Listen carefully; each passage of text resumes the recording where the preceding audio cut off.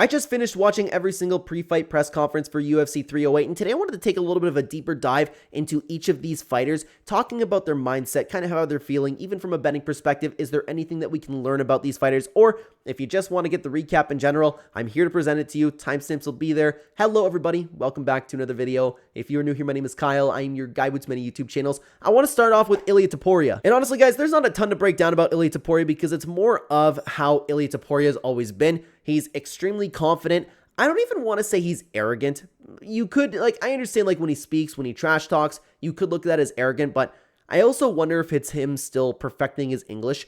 Regardless, Ilia Topuira feels he will outclass Max. He believes that he'll knock out Max Holloway, and I understand how he feels that way. He thinks he's going to dominate Max the entire time. We've seen him shadow boxing. We've seen his hand speed. He's arguably one of the best boxers we've seen in the UFC. He thinks that he's just going to get through Max Holloway completely. And so far, that attitude has carried him through the entire career, just dominating after dominating people. That could very well work for him, but the carelessness, I don't think he's being careless though, because his technique is perfect. He's obviously training. He's obviously taking his career so seriously. So is this even a bad thing? Because I say oh, if you're so confident in yourself that you're going to come in and knock somebody out, that could absolutely work against you. But Ilia is just so methodical with his stuff. His hands are up, his defense is on point. I don't think he's just gonna, he doesn't take this approach and go, okay, I'm just gonna walk in there and knock out Max Holloway.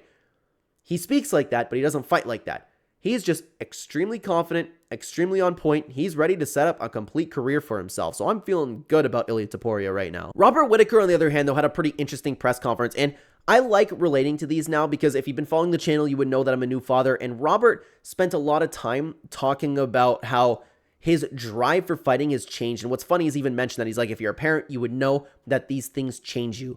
He didn't talk about getting back to the championship. He spoke about fighting and winning, getting the win bonus, getting a bonus so he can provide for his family as a man is supposed to do. That's all that he cares about.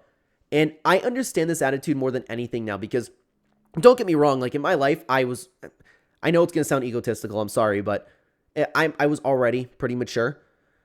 But I feel like I've matured tenfolds the second that I have had a kid. And like Robert said in his press conference, if you're a parent, you would understand.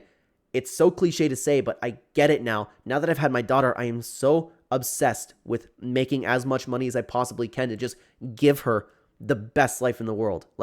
It's a different, special kind of love. So it's funny that Robert Whittaker was speaking about that because it's something that I can relate to because I'm grinding so hard on all of my YouTube channels right now. I have 2 other jobs doing that as well. And all I can think about, and I've never been more motivated in my entire life than to succeed at this type of stuff. And that's the energy that Robert Whittaker is bringing in. He's not focused on his opponents. Well, he's prepared for his opponents, but he's not focused on who's going to fight next. He's not focused on the title. He's focused on creating a life for his children. I think that is, and I know that is, a bigger driving force than anybody who's just hungry for the glory of the title. Something like Khamzat Chimaev, he's probably just seemingly hungry for the riches of being a champion and beating his opponents. On top of that, Robert Whittaker is chilled, laid back as usual. He's saying that he's prepared to go as hard as he possibly can. He's prepared to match Khamzat Chimaev in the wrestling. He's going to do everything he can to stop the takedowns, drag him through hell.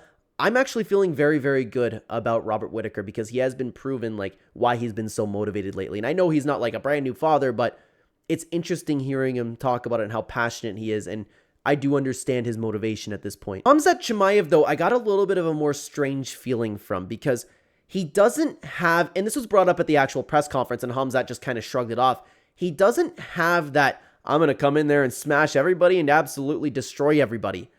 It almost seems like he has the energy of somebody who perhaps got knocked out in a training camp. He seems a lot more laid back. He seems don't get me wrong, he never cared for the media, but he was always I don't care, brother. I'm going to smash this guy and move on. He doesn't have that same energy. He's weirdly being respectful to Robert Whittaker. He just wants to get past the media. It seems like he's either worried after the Kamaru Usman fight. Maybe he lost a little bit of confidence. Maybe he's not in shape. Maybe he's still sick. Or maybe he's even still having a bad weight cut. He's had so much get in the way of his career now. I wonder if that actually took a hit in his confidence level.